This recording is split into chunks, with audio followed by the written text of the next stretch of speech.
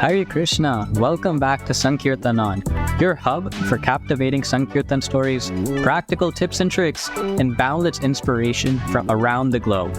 Powered by the Bhaktivedanta Book Trust and devotees like you, Sankirtan is created to support the Sankirtan movement globally and keep the transcendental sound vibrations going. Every week, we have an episode that helps you connect with Srila Prabhupada's books by inspiring you to both read and distribute them. So let's get to it.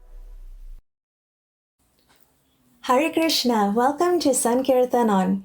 I am your host for today, Nikunja Vasini Devidasi. I am very excited to introduce two sincere and dedicated young book distributors from Melbourne who took part in last year's Prabhupada Marathon for the very first time. They were the youngest participants going out regularly on the streets during the marathon in Melbourne. With us today, we have Krishna, who is 15 years old, in grade 10. He was born and brought up in a devotee family and has been homeschooled his whole life in Melbourne. In his first marathon last year, he placed 24th among 166 devotees. And we also have Shrihaan, who is 17 years old, in grade 12 at Albert Park College. He was also born and brought up in a devotee family in Melbourne, and in his first marathon last year, he placed an impressive 15th out of 166 devotees. Thank you so much to both of you for taking time to join us today. Thank you, Mataji, for having us. We're very grateful to be here. Let's rewind back to where it started. What inspired you both to start book distribution and to take part in the Prabhupada Marathon? Basically, for me personally, I think it was several major contributors actually. So personally for books, I've always seen their importance as play a crucial role in, I suppose, shaping and guiding a person's perspective when it comes to learning things like spirituality. And because like with spirituality, you know how easy it is to get misinformation in today's age. So it's very important because these books are very true, they're very real. And, in Krishna consciousness, as important love and sincerity is, it's also important to know the knowledge behind it so you can spread this type of love to other people, which is basically Prabhupada's whole mission, right? And also, one motivation factor was I go to school and I see how vital this type of information is becoming day by day, and people are missing out on this higher taste. So, like marathon, it targets younger people, and like because this knowledge, it will help them like shape their lives at this age.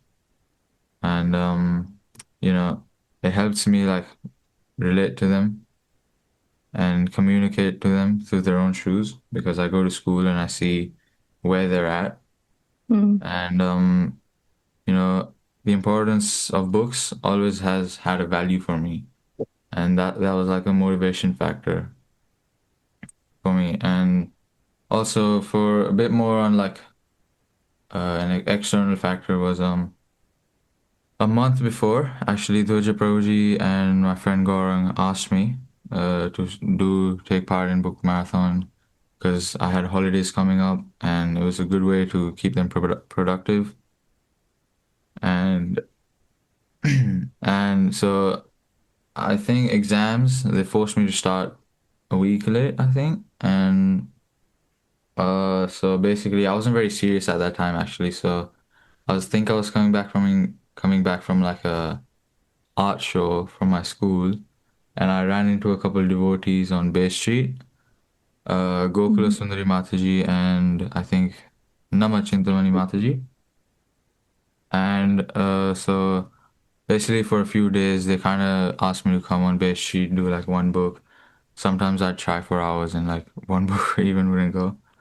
So motivation and discipline was both low. I was not very serious about it.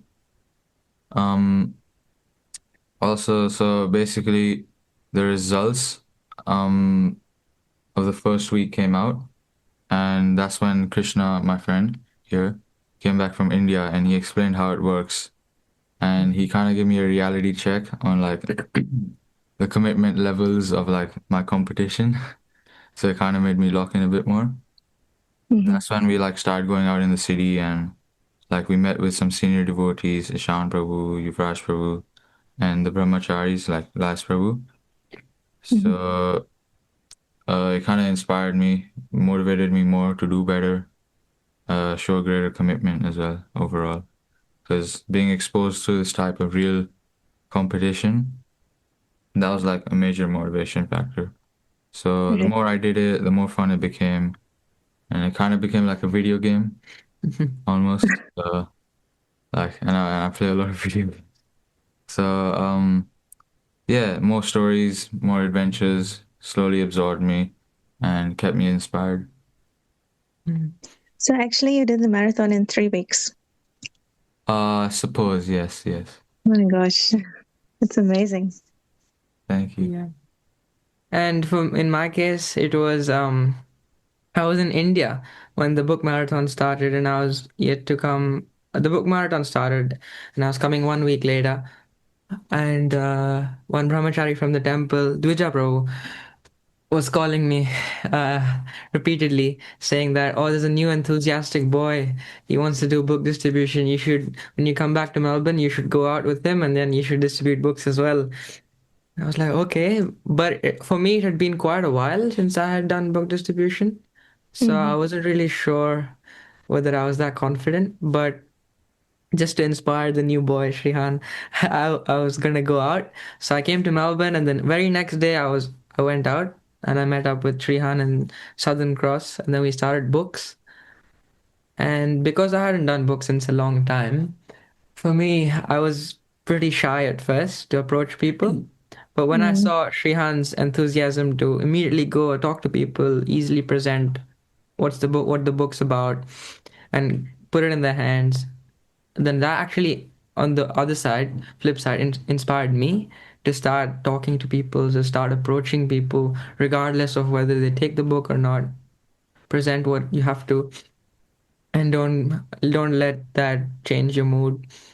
So for me, it was Dvija Prabhu's words from when I was in India, and seeing Nord Shrihan's enthusiasm while on the streets.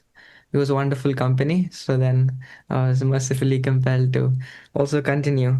And there's a verse that I'm reminded of when really helps when I just came back from India, and I was like, oh, maybe I try, but the books don't go out. The books don't go out. So then it reminds me of a verse from Bhagavad Gita 9 chapter 22, Mm-hmm. 9.22. Ananya Sintayanto Mam Ye Jana Paryupasate Tesham Nityabhiyuktanam Yogakshemam Vahamyaham. The last line, Yogakshemam Vahamyaham. To them I carry what they lack, and I preserve what they have. So those who engage in devotional service, and book distribution is one of the highest forms of devotional service. And this verse is a verse of reassurance that Krishna is saying, do your best, try, give it all you've got, and I'll take care of the rest that you need to cover for. And Prabhupada says in the last line of the purport that when that devotee becomes fully Krishna conscious, the Lord protects him from falling down into a miserable condition of life. So the main aspect in devotional service is you try and leave the rest to Krishna. So that was what inspired me to start book distribution in the first place and take part in the rest of the marathon. Wow. So you both actually did marathon in 3 weeks, not 4 weeks, and you still both placed in the top 25. Yeah, actually, what happened, I came back a few days after the marathon started, and Yeah. then I started the marathon. But since I'd just come back from India and I was going 7 or 8 hours in the day suddenly with the jet lag, Mhm. I Oh felt gosh, yeah. sick. I felt sick, and I felt really, really sick. And I was down with fever for, I think, 5 or 6 days. And Oof. then I was like, oh no, I'm missing out on the marathon. I need to go. And then the next day, when the fever came down, I got a call from Shrihaan. Are you coming? And I was like, yes, I'm coming. And then we went out, and yeah, it was exciting. So Krishna actually did it in 2 weeks. Oh, is it? Yeah, Wow. well, Yeah, a little bit over a 2 weeks. little Yeah. bit more than 2 weeks. And he still like impressively came 24th, which is very Yeah, inspiring. that's really, really, really great. And I think also from what you guys were saying, that power of devotee association and inspiring others, to come on the street and do book distribution together rather than individually doing it by ourselves. Mm. Yes, So, association is very important in this case. yeah. And I guess you kind of did cover it a little bit already, but how do you stay inspired and motivated, especially on tough days? So, personally, I think it's good to stay motivated, of course, but sometimes, when there isn't motivation, when you're tired or suppose it's raining a lot of the time, the Melbourne weather, Mm-hmm. um, no one is going with you, or even like during like book distribution when you face like too many rejections, uh, I feel like you can't like let that be an excuse to not push yourself harder for, that service of a greater purpose of Prabhupada's mission. So like it's good to be like, motivated, but you shouldn't completely depend on that motivation. And rather like I find it like much more convenient to commit to a discipline. And I guess like that like mindset helped me push through really tough days for that greater purpose. So some things to remember to drive this factor was thinking of Prabhupada, how inspiring his story was. Of him at the age of 70, he went to America, that's nothing compared to what we did. And what would he say to me? Calling my mentor Dvija Prabhuji, he would give us lots of good advice on what to do, what strategic approaches to apply, and a lot of things. So I guess that was good. And honestly, like if you're looking for some sort of like motivation and like some like energy, I feel like it was just about going out there and like creating your own motivation. Because what happens is you go there, you find these types of people, Krishna will send you someone and it just makes your day sometimes. And there's countless stories of like how that happened.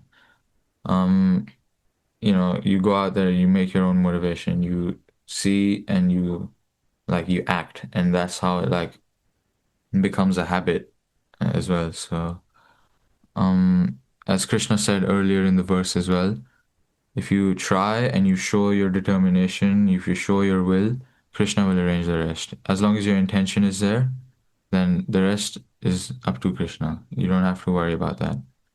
And Mm. that's the whole point of book distribution, that you're trying to spread Prabhupada's message. And that's what pleases Krishna more than any numbers or how many books you do. It's more about your intention. And Mm. it kind of reminds me of a quote actually.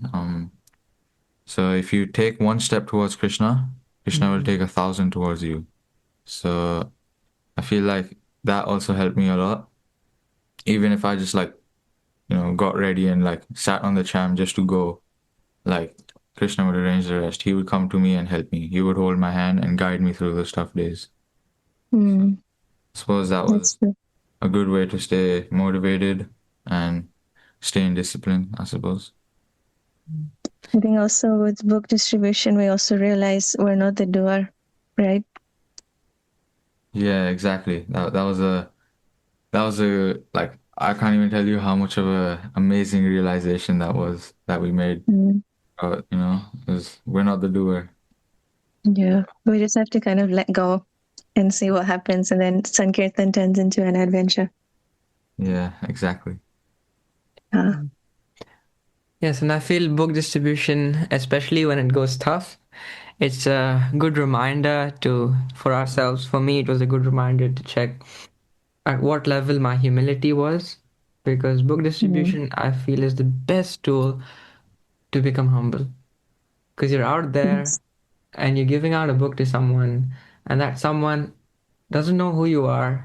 You may be the PhD from Harvard University, but at that point, when you're giving a book to them, you're a salesman to them, and they don't really care about who you are, what qualifications you are.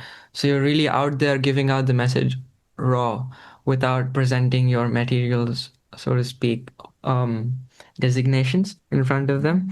That's very humbling, and especially when it goes tough. Personally, what I used to do was before I started book distribution, I used to meet up with one of my friend, Yuvraj Prabhu, and then we used to like spam all the prayers, all the shlokas that we knew in our mind at that point, and then pray intensely and keep constantly praying. As soon as you approach a person, then he rejects you. Say the Hare Krishna mantra loudly or in your head, and keep praying, keep praying. What I found very helpful to me was this was actually taught to me in my childhood. My father taught me this special mantra, and this is a mantra that glorifies the qualities of Hanuman. So Hanuman was a very great devotee of Lord Ramchandra, and he was a great devotee because he served the Lord in such a way that he served the Lord, but he didn't expect anything from the Lord. And that's pretty much what we have to do in book distribution. So I'd like to quote that verse, praying to Hanuman. So the verse goes like this. Buddhir balam yashodhairyam nirbhayatvam arogata ajadyam vakvatatvancha hanumat smaranat bhavet. So it basically means that, O Hanuman, because of your remembrance, Hanumat Smaranat, may I get Buddhi, which means intelligence, Balam, strength, Yasho, which means fame, Dhairyam, courage, Nirbhayatvam, no fear, Arogata, and no disease, and Ajadyam, non-complacency while in service. And Hanuman was the best and excelled at all of this while he was doing his service, his seva. So when I chanted this verse, I found it very useful for me to reinstate what my real purpose and what should be my mood in this service of book distribution for Prabhupada. And realistically speaking, after chanting this mantras, doing everything, nothing was working. And what I used to do is I just sit down, I stop, I put all my books in my bag, I sit myself down in a chair, and I used to call any of the brahmacharis.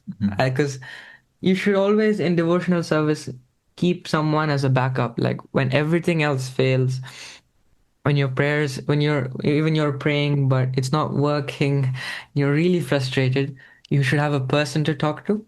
That's why a guru or a shiksha guru or diksha guru is very important in this path of devotional service. And yes, Dvija Prabhu helped me in that manner. So, yeah. Yeah, again, highlighting that power of devotee association and having devotees around us that are encouraging us and inspiring us to go forward in serving Prabhupada and his mission, yeah? Yes. That's great. And so how do you guys balance book distribution with school and other responsibilities? So, as we said before, I had exams on the first week of marathon, but then for the last bit, I feel it was much easier because I had school holidays. So, yeah, with book distribution, this marathon, Krishna was merciful enough to give me 3 weeks of opportunities to serve. So I suppose it was easier to manage with school holidays. Yeah. And for me, I homeschool. So my parents are basically my principals and teacher of my school. So I was very flexible on my side.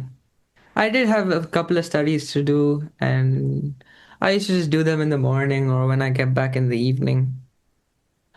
So I was very flexible in that sense because I had an advantage because I was doing homeschooling. Yeah, that is a benefit. And having devotee parents. Yeah. And I remember, Shrihaan, your dad used to call you home at night. You were that enthusiastic that your dad had to call you home. Yeah, no, staying up those late nights with Yuvraj Prabhu and Ishan Prabhu, and then he'd call me and he'd say, "Where are you?" I'd be like, "Wait, Dad, it's going good now." Yeah, that was funny. Yeah, marathon memories, yeah. You'll never Mm. forget those days. No, definitely not. Especially it being my first and Yeah, just like, just that scale of the jump, of it course. was just amazing to make on my first one. First Yeah, marathon. definitely. Always memorable for everyone, I suppose. Yeah, true. And by doing book distribution, how has that impacted on the relationship with Srila Prabhupada and Shastra for both of you? Um, okay, so this is a tough question.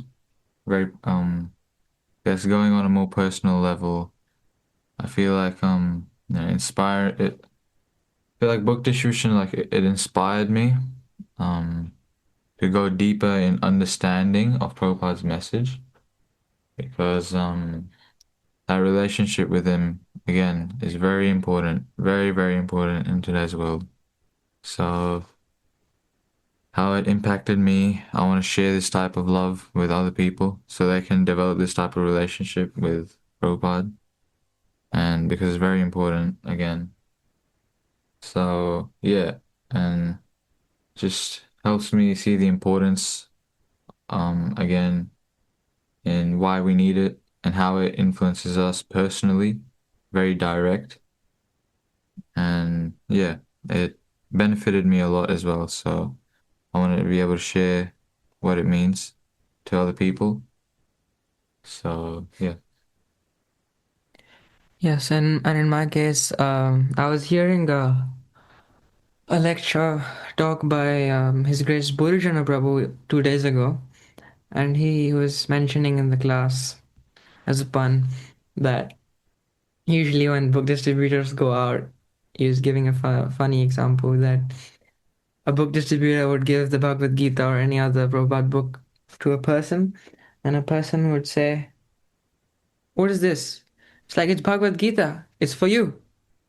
"Oh, it's for me? Thank you very much. But before I take this book, can you tell me a little bit about what's in this book?" And he's like, and the book distributor said, "No, I don't need to tell you what's in it. This book is for you. It's not for me."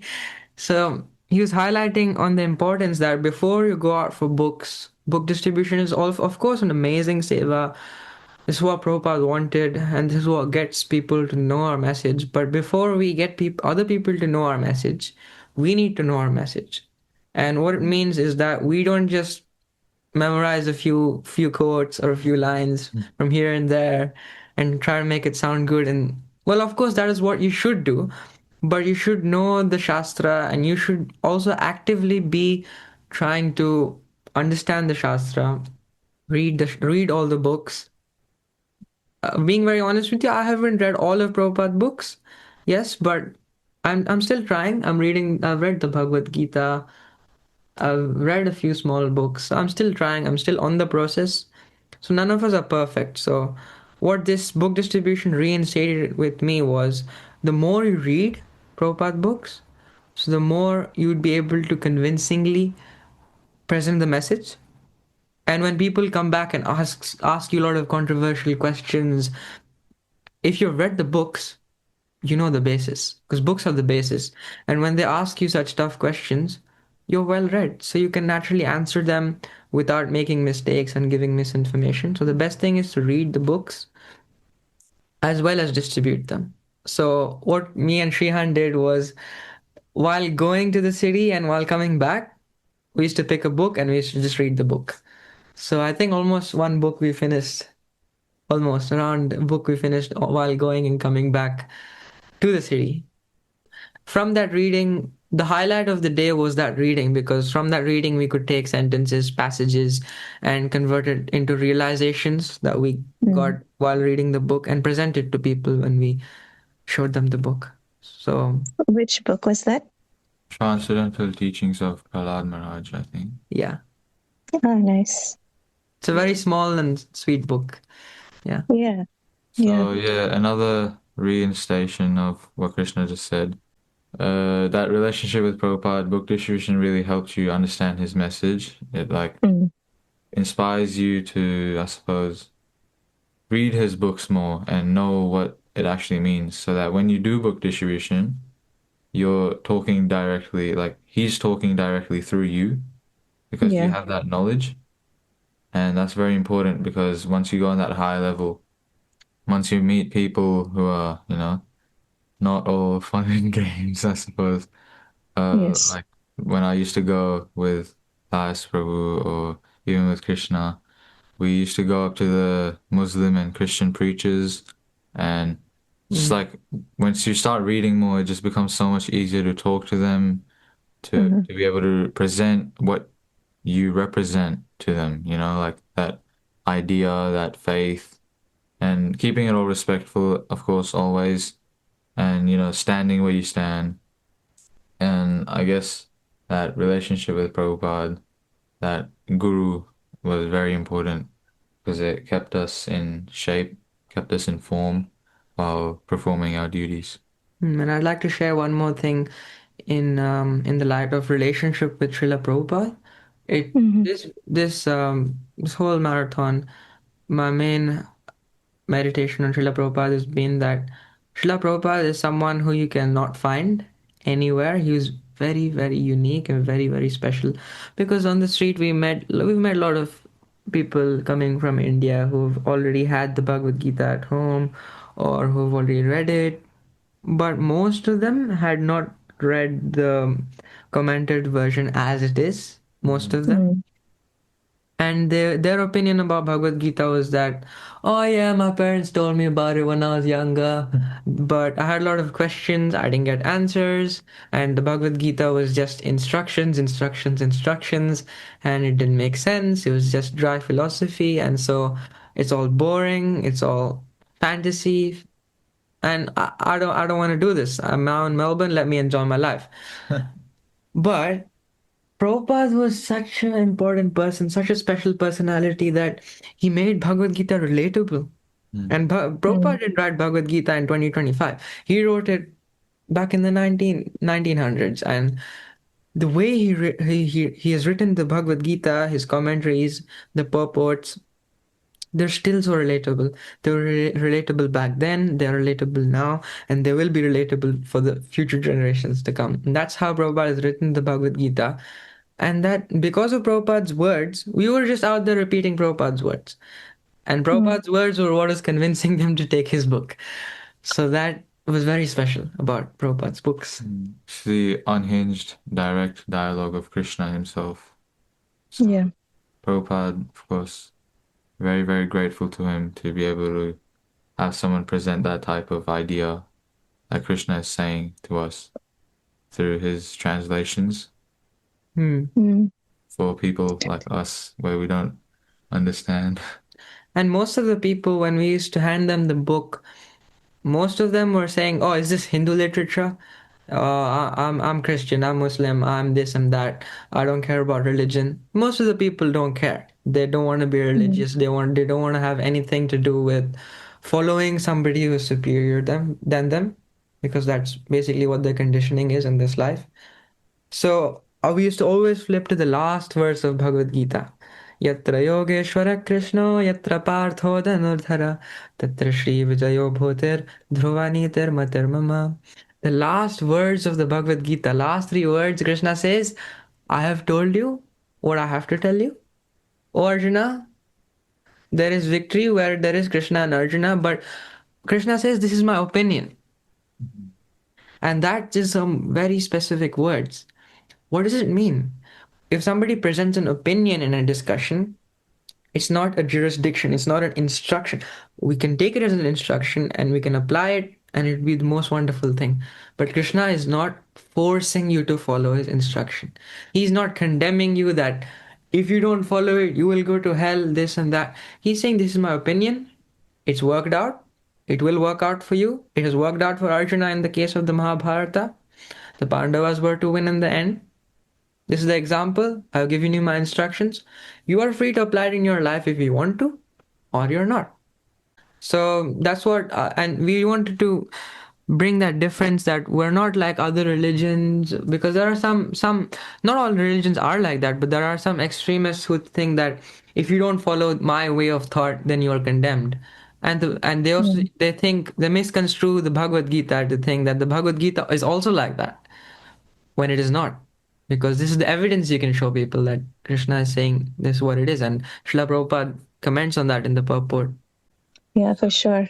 Because a lot of people, they think this is a religious book and we're already following something. Why are you trying to convert us?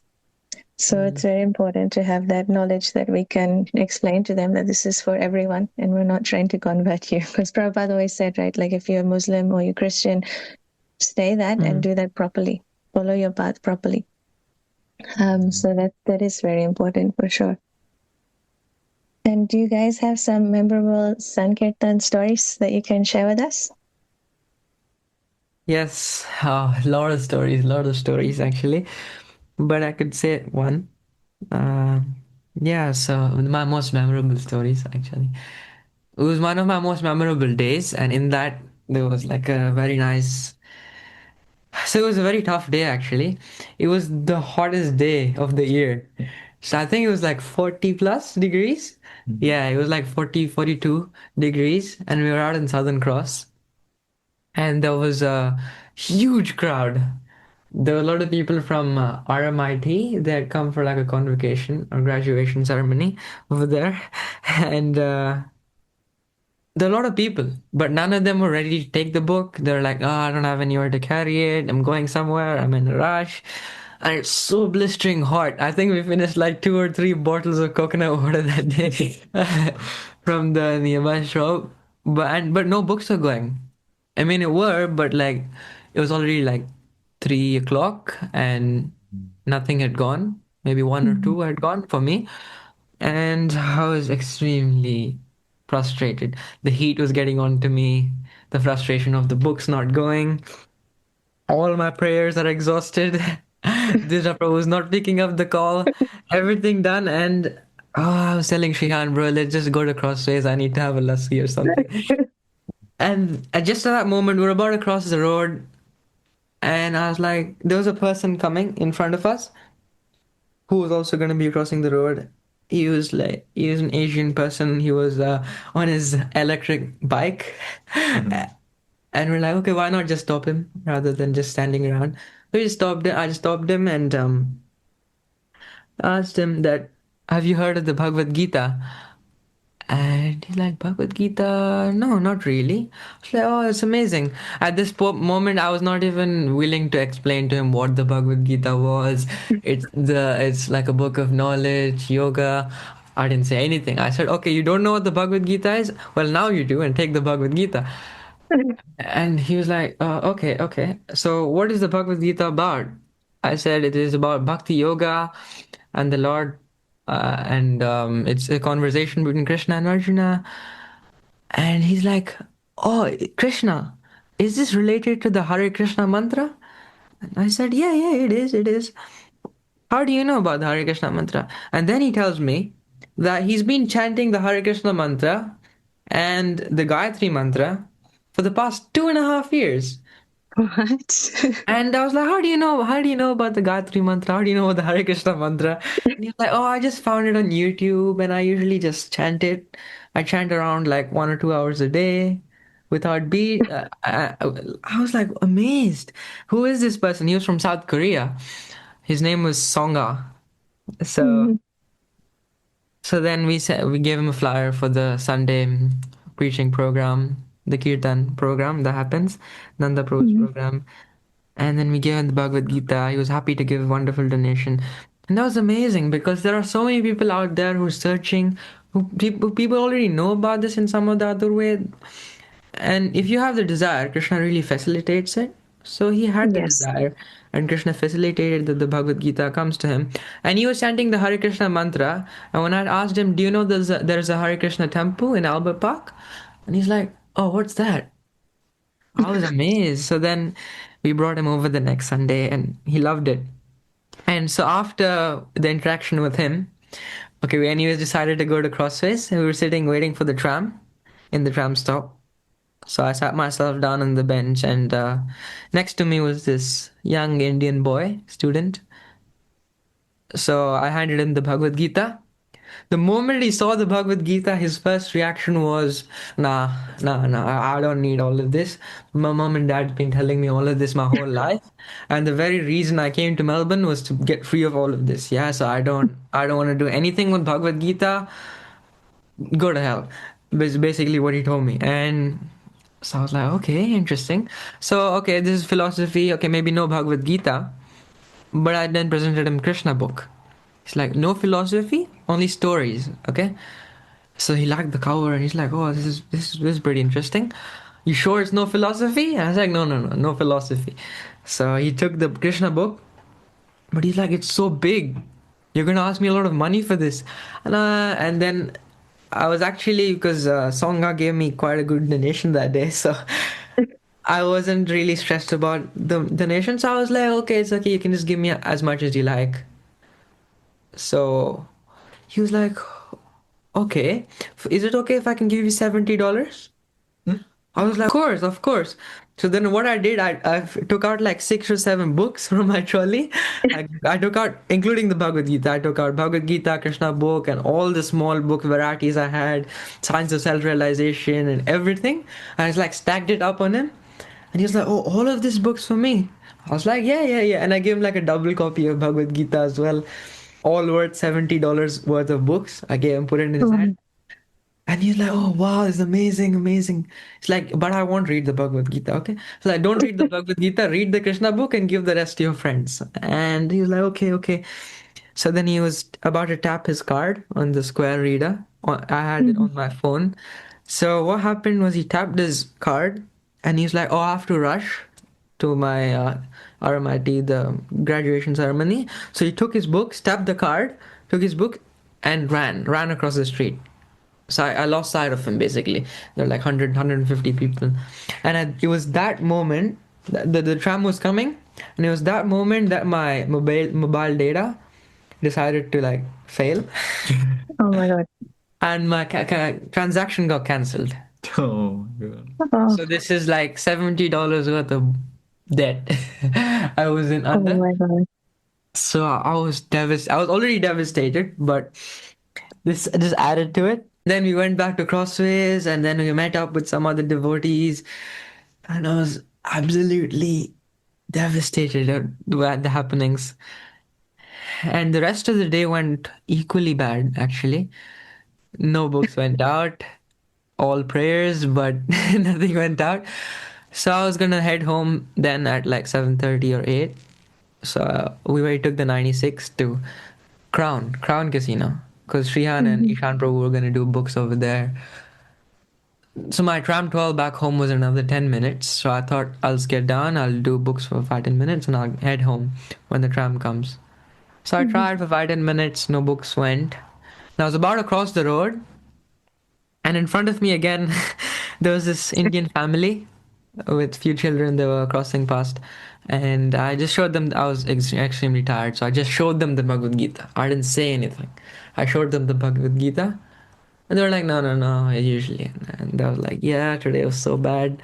And my mommy doesn't usually like when I come back home with debt on book distribution. She's like, Oh, of course. the books cost money, and then the devotees spend the money to print the books, so you must also be equally struggling hard to get the money equally for the books.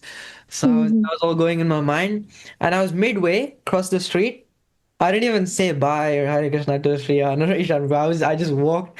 I was midway across the street, and then that man of the family, he runs towards me, crosses the street, and he says, "Is that the Bhagavad Gita?"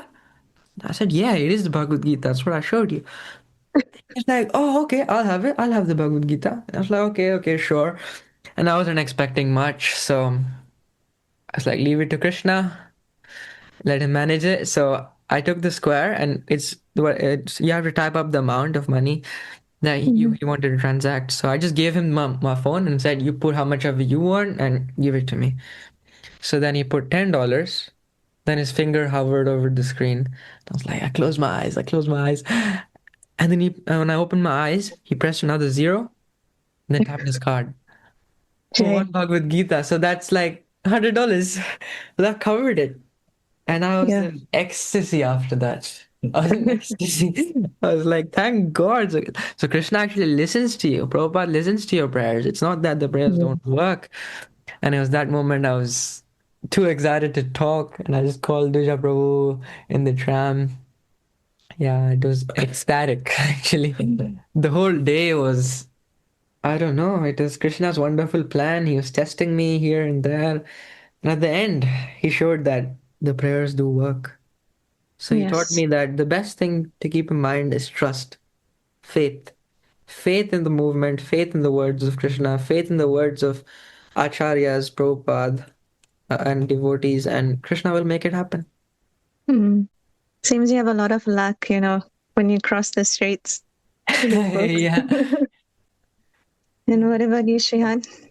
Right. Wow. Stories was the most of it. Um, Lots of stories. Even, the smallest and least exciting stories can mean a lot, depending on how you choose to interpret them Mm. and what lesson you choose to extract from them. But of course, this is an interview, not a lecture. So, um, inspiring stories, there's too many to recall, but my favorite ones where I could learn something was it was a really, really, really hot day. It's like 40 plus. Oh my God. This is a different day to when I was with Krishna, I think. I was with All the Ishan good Prabhu. stories start like this on a very hot day during the marathon. Yeah, my gosh, I prefer like rainy days more than like hot ones because like in hot days everybody's like grumpy and then like they don't want to do anything and they don't want to talk and they're in a rush and then you're also grumpy. You're in a rush to get like the books done, but so anyways, yeah, it was really, really hot. I made my way to the temple in the morning. It was like 9 or 10 to meet with Ishan Prabhu because we were gonna go together. So Mhm. we loaded the trolley up and like I was using the temple's trolley, which was kind of broken, so it was already like really annoying to like drag it. Like Yeah. uh, I don't know. Anyway, so because if I'd go slightly to the left, it would like fully tip over. So I had to be very Mhm. careful. And my gosh, that day the amount of times it tipped over. So anyways, we made our way to the tram stop, I think. Yep. And then we got onto the tram. We had a really late start, actually. We were like, wow, we are like, this was towards the end of the marathon. So we were like, we cannot afford to lose any time because, like, competition's getting real and like everybody's locking in and we should make the most of our time.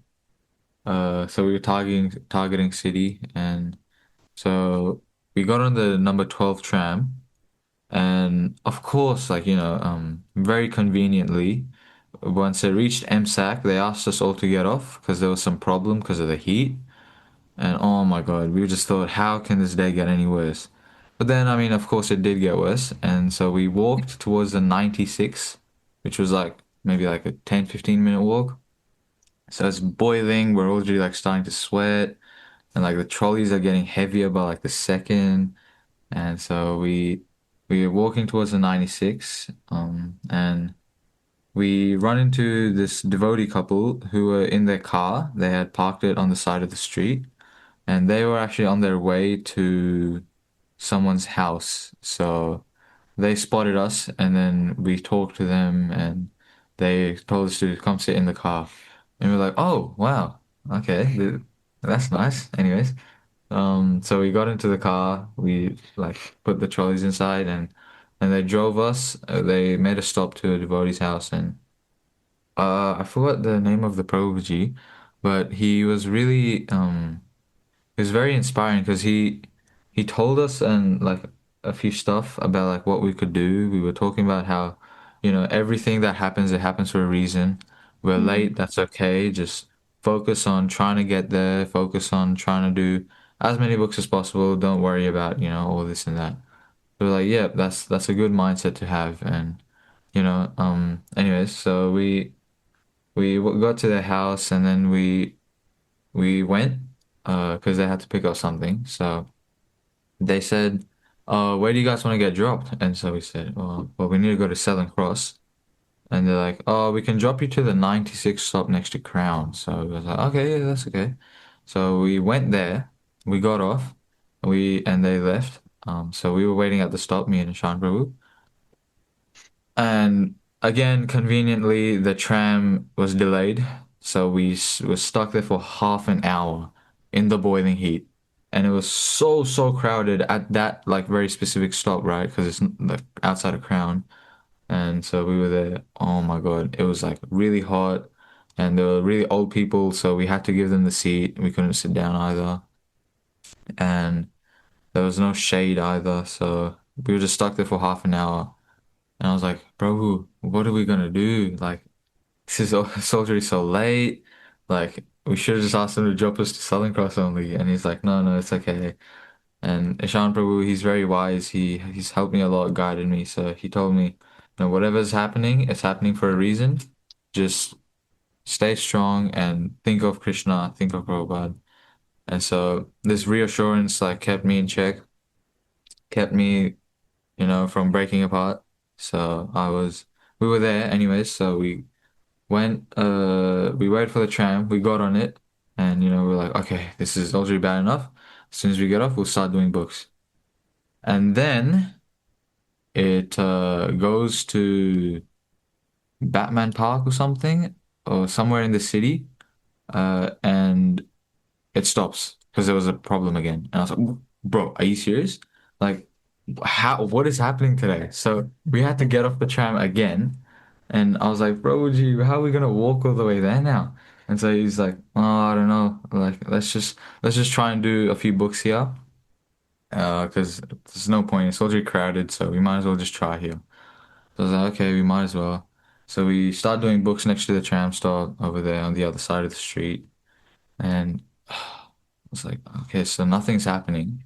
It was about the fifth minute of us getting off the tram, and a group of boys who I recognized from a few weeks ago, they came up to me. I think I met them at Southern Cross a few weeks ago as well. So they came up to me and they said, oh, are you the same boy that was distributing Bhagavad Gita?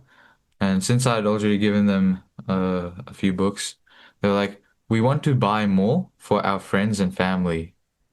I was like, okay. And this time there were more boys. They had their friends and everyone. I was like, okay. So what would you like?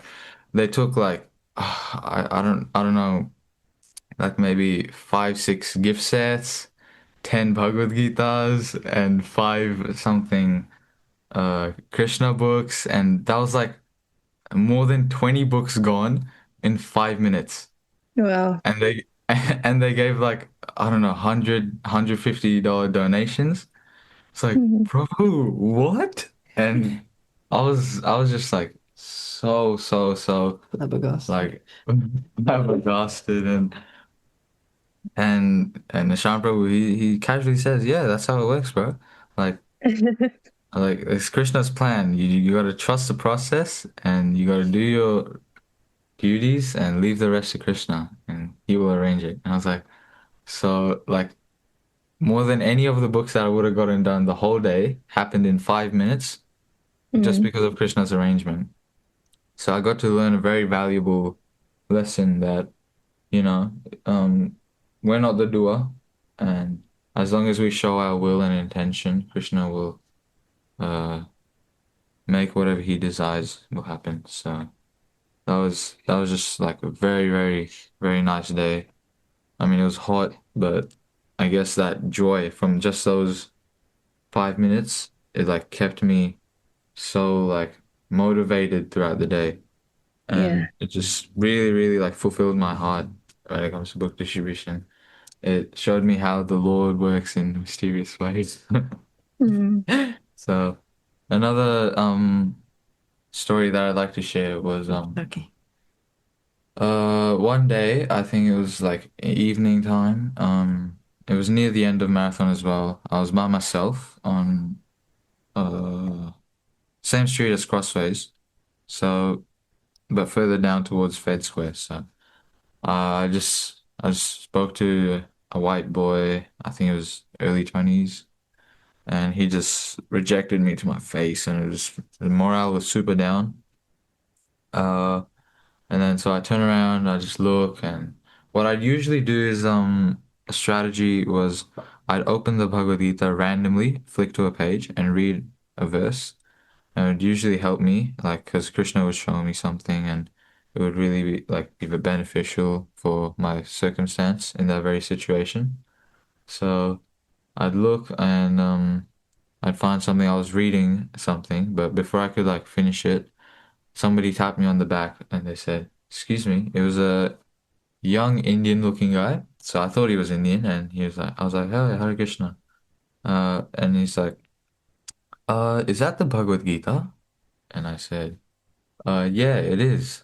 Would you like one?" And he's like, yeah, yeah. What other books do you have?" And he tried to peek into my trolley, and I opened it. I was like, "Yeah, go ahead, have a look."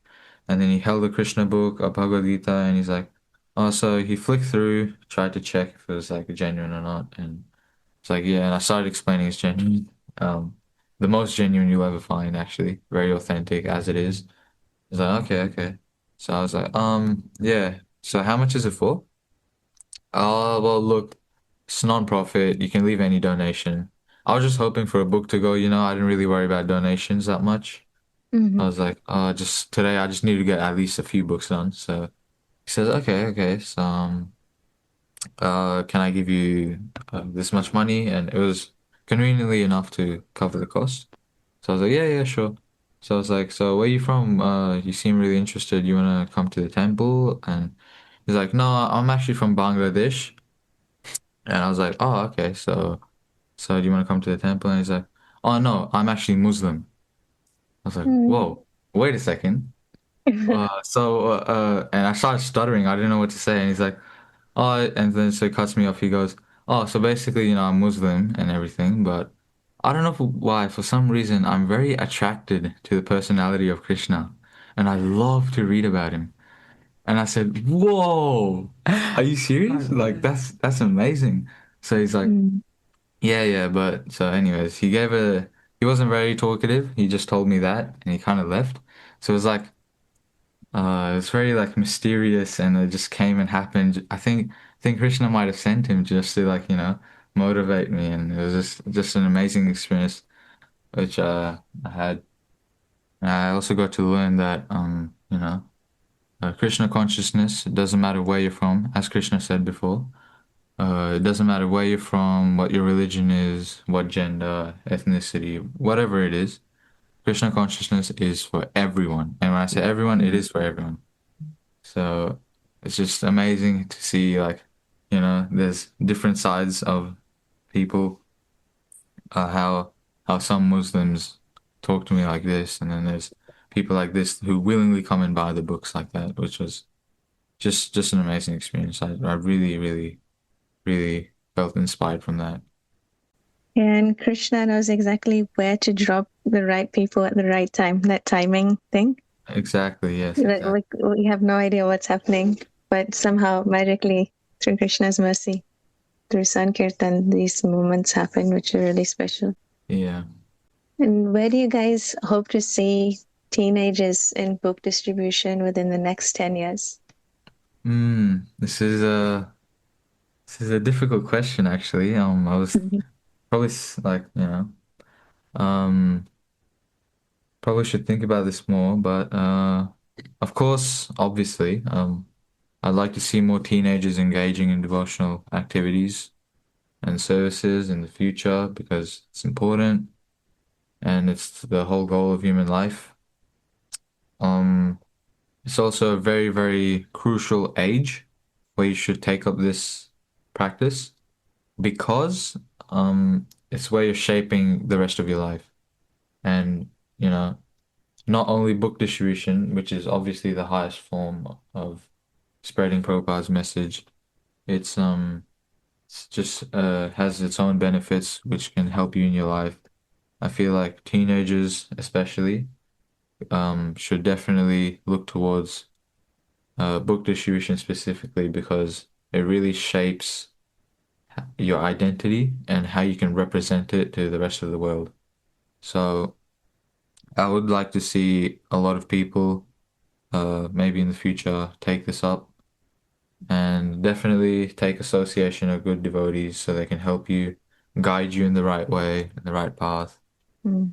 And yeah, and let alone like being a teenager myself, I feel like it's not about like I want you to do this and that. I think it's more important to lead by example, set like good standards for even younger children who would Mm. like to do book distribution when they're ready.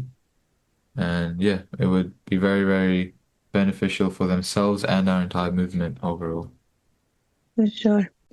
Was there anything you wanted to add, Krishna? Yes, Mataji. As per my hope, I would say I would love to see so many more teenagers engaged not only in book distribution, a lot of sevas, and yes, book distribution is one of the best ways to do this outreach. So I would, the next 10 years at least, hope to see much more people being inspired, teenagers being inspired to do this wonderful service with great enthusiasm. And book distribution is always not, it's fun, it's got its adventure, it's extremely adventurous. You've got your realizations that you get out of it. But at the same time, we must understand that it's a very, very, very, very deep service. Mm. And this deep service requires a lot of meditation on what the real purpose of this is. It's, well, to a certain degree, you can have a little bit of fun and banter with your friends about competition, about who does the most books. And yes, but at the end of it, it's a meditation for our own sadhana, just to check ourselves to see how much humility do we have and how much progress am I making in Krishna consciousness. And teenage at this age, age, I would say that Maya is at its peak. Yeah. Those who have gone through teenage or who are in teenage will know. And if you engage yourself in Krishna consciousness against your mind's will, so to speak, at this age, at least until a particular time, then the Mhm. rest of your life, as Shrihaan said, is pretty much sorted. Even if you go hither and thither because of other material obligations or association or this and that, whatever you do in your teenage life is going to be the basis of what you come back to at the Yeah. end. So if you engage in the right ways, for example, book distribution or other services, you're pretty much guaranteed and you have warranty for life. Mm. True, true. Because whatever we put into devotional service as well, it's never lost. It's a permanent investment. Yes. Yes, definitely. So we'll do a little quick rapid fire. So Mm. we'll go through this now. So you guys ready? Yes. Yeah, sure. All right. So morning distribution or evening distribution? Um, late night distribution. It's very specific. I'd say evening around like 5 o'clock when people are coming back from work and the night shift people are going to work. Right, right. And most books in one day? I think I did about like 55 something, Wow. 55 to 60 something. Mhm. Yeah, I did about 30 books. Wow. And hardest place to distribute? Um, I don't know. I feel like if you hold Prabhupada's hand with a pure heart, then no place is hard. Okay, that's really beautiful. The hardest place to distribute for me, realistically, was where there's the least people. Yes, yes. True. And describe Sankirtan in one word. Uh, Haribol. I would And describe Sankirtan. Yeah, sorry? Sankirtan in my definition would be progressive disruption. Oh, wow. I've heard this phrase is coined by His Holiness Swam Bhagavan Keshav Swami Maharaj, Yeah. where he says, "Comfort is the enemy of progress, and the sadhu is a progressive disruptor who comes and Wow, shakes yeah. you up." True. So that's what Sankirtan is. It's progressive disruption in people's lives. 100%.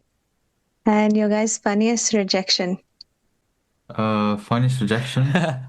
Okay, I think me and Krishna can both agree that it was this guy. So we were doing books together, and we approached him and his partner, and so we we asked him, "Hey, this is Bhagavad Gita. You interested? What's your name?" He looked Indian. I think he was Indian, and he goes, "No, actually, I don't believe in spirituality. I believe in science." I was like, "Oh, okay, so it's this guy again. Okay." Um, so we say, "Okay, well, you believe in science, right?" So I had to follow like the basic script of going, "Okay, so who's the greatest scientist of all time?" So he goes, I mean, of course, like, because Krishna knows this as well. I love debates. I always get arguments, and anyways, so moving on. Do not do that. Do not unnecessarily debate whoever's listening to this podcast. Um, Leave a good impression. yeah, yeah. Oh, that's a bad habit. So, anyways, then I went on to debate him, and so I go, so who's the greatest scientist of all time? And so he goes, Isaac Newton is there, but I'd probably say Albert Einstein. And so I Mhm. go, there. Okay, Albert Einstein, right. Did you know Albert Einstein believes in God? And he goes, what, huh, what, and he just like pauses there. And I'm like, he doesn't know what to say. So he goes, oh, okay. But I don't think like, so I was like, okay, so basically, we have all souls and we're parts and parcels of the Supreme Soul. And I try and give him some sort of philosophy. And Mhm. so he goes, no, actually, I don't think we're souls. I go, why? So he goes, actually, I think we're sine waves. Where from? I said, "What? Like, how does that even make sense?" What? So, and I tried to ask him as politely as I could.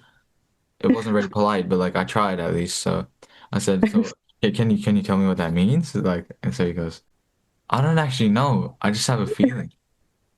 Like, okay, bro. Anyways, and then so we left it at that, and so I was because I didn't want to waste much time. It was already like 15, 20 minutes gone, Yeah. and it's crucial when you're in the city to, do it quick because that's why you're in the city. Yeah. So, but then Mhm. a few days later, actually, he came back, and I was with Ishan Prabhu at that time as well. Krishna was there as well. And he comes back and he goes, actually, Einstein didn't believe in a god, and I was like, whoa, what? Oh, you're that guy from the other day, and he goes, yeah, I did my research. He didn't believe in Oh God. my God. Yeah, he did. And I was just trying to tease him, and he's like, no, no, he didn't. And then he shows me. It says, Einstein didn't believe in any particular God. Um, I don't know. I think it was but he did believe in the idea of that there is a supreme being. So I was like, bro, like it literally says right there, like you can read. And he goes, no, but it doesn't mean he believes in Krishna or something. I was like, yeah, okay, well, if you just replace Krishna with God, it's gonna mean the same thing in this book. And he says, because Krishna is just another way of saying God in Sanskrit. It means it translates to all attractive. So he goes, oh, but no, and he started debating with me, and I was like, bro, come on, I don't have time for this. Do you want the book or not?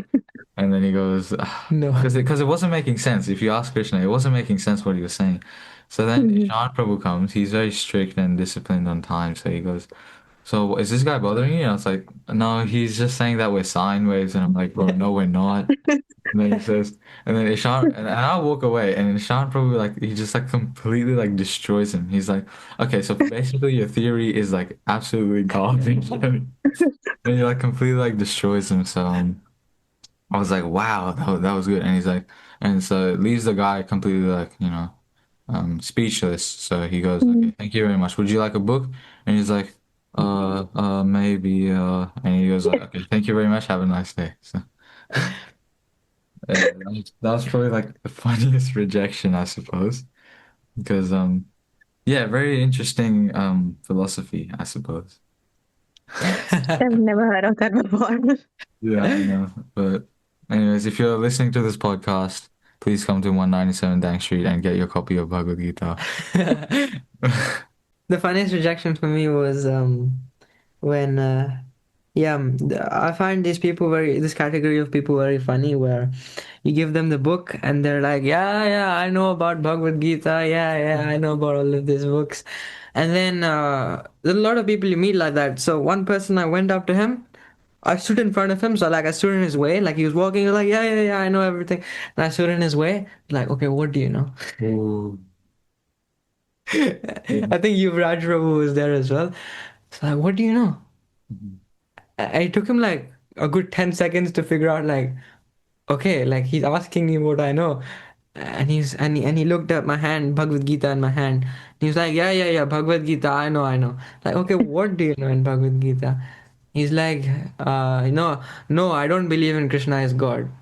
But then you said you read the Bhagavad Gita and you believe in it. So Krishna says that he is God in the Bhagavad Gita. You Mhm. must follow him. So what do you know? No, no, no, no, I know everything. I know everything. And then he walks away. So these people, they're like, that's what, the more intelligent someone is, the more intelligent someone thinks they are, the more likely they are to not accept the philosophy. Mm.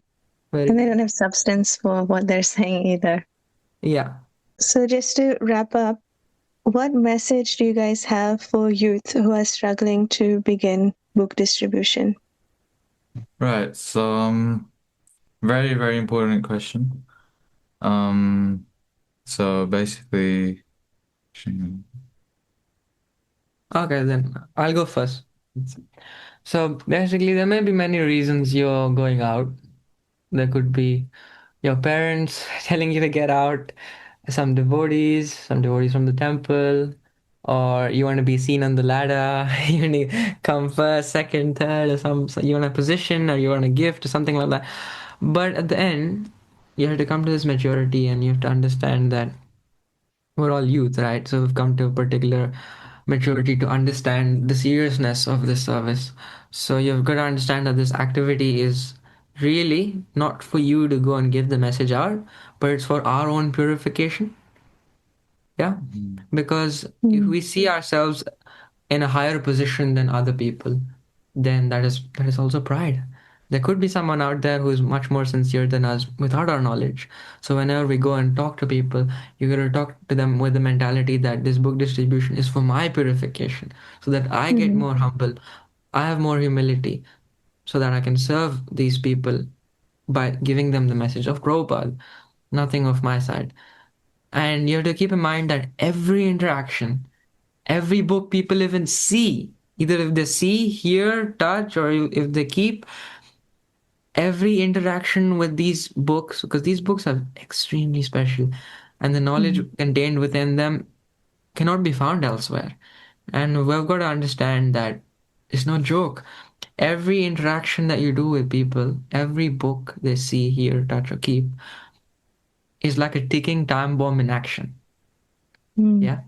It may not go off today, but when Maya gives them a hard nudge in their life, and when their little bubble of their world erupts in flames, it pops, the bubble pops, and the world erupts in flames. Your few seconds of interaction, your presentation of the message, is what should occur to them at that moment. And it's happened. Mm. It's happened with a lot of people that they've rejected these books, and then later on in their life they go on to find very hard circumstances, and then they remember, oh, I met this person, and he told me about this book, and yeah, I think I must give it a read. I think I need to give it some investigation, and this is what will help them in the dire need, because this is how the books are designed. That's what this knowledge is all about.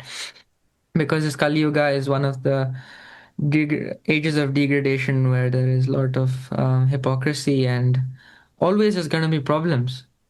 Mm. And if you want to be happy, happiness and distress is just the two sides of a coin. If you want the heads, you gotta get the tails with it as well. So, and Bhagavad Gita and this knowledge really helps you to balance that out. And the Yeah. Bhagavad Gita also talks about it, matra sparshasti kaunteya. So whether in happiness or distress, you got to be equipoised. So basically, when you're giving these books out, you gotta understand that you have a very big responsibility in your hand, and Mm. it should not sort of bog you down to say that, oh my God, this is too much. But they should be actually inspiring you to say that I am actually helping a person. It will really help him in his worst times of need. Maybe some people think book distribution is something far out, or people think you're a freak or something. No, it's not. That's not the case. If you really read the books and then you intensely pray to Guru, Gauranga, and the Acharyas and devotees, and then you go do book distribution, you'll see magic manifest before your eyes. And realistically, if I can do it, anyone out there can do it. Oh, thank you so much. And what about you, Shrihaan? Yeah. Krishna gave a very nice answer. So if you're struggling to start, I reckon it depends on what your struggle is, because then you can like solve it like specifically. But if you want to start but are struggling because of XYZ, whatever, and then that is okay, because at least the intention and your will to start is there, and it's very easy to work with this base then. So if you want to know like how to start, but even though you want to, it's good. So some tips would be like you would want to know like why it's important and how it relates to you directly, as I said before. Because 9 times out of 10, like honestly, if it's valuable enough, you can always make time for it. Which kind of reminds me like of a quote, because should be a good enough reason for you to start. So it reminds me of a quote. It goes, some people serve in their free time, and some people free their time to serve. So depending on like how, I suppose, important it is to you, you will always find a reason one way or another to be able to, make time and start. So maybe it's a matter of how important and it is to you and what you're willing to sacrifice to be able to make it a priority. And it's a very practical thing. Its benefits will shine themselves when you practically execute it, when you do it. So that will motivate you more to keep going once you start taking action. And the important note Krishna gave a very well answer, which clearly explained like, it benefits others as much as it purifies us too. So just to keep in mind, whatever reason that does help you start books, your motive should originate from like a pure consciousness, from like internal choice, not any like external force, because otherwise then you're doing it because of someone else, which I don't think is a very healthy way to serve the Lord, I suppose. Reason to start shouldn't be for anything but the will of selfless service for Krishna. And one more tip, I'd say like struggling to start, yep, that's probably for most people, but what I saw a lot, like if you're struggling to improve, I want to give it a tip is take association of senior book distributors. It will help so much as it helped myself. The scale of the jump of improvement that you will make is just unmatched from any other strategy. And you can bring friends, it will help. And yeah, keep you motivated. But if you're taking associations of the top distributors of any brahmacharis, and it will help you a lot to improve. Thank you so much. You both shared really great tips and inspirations. And I really appreciate you both for joining us today. It's been really inspiring hearing your realizations and experiences. Thank you so much. Thank you so much for having us. Thank you so much, Mataji, for having Very us. grateful for this opportunity. Thank you. I hope it inspires a lot of youth to do more book distribution, and keeping this in mind that whatever we have said and whatever we went through in this month of book marathon is for our own purification. Jay, thank you so much. Srila Prabhupada ki. Jai. Hare Krishna. Thank you for tuning into this week's episode of Sankirtanon. For more resources, visit us at www.distributebooks.com. See you next episode, and remember, carry on, together strong, Sankirtanon.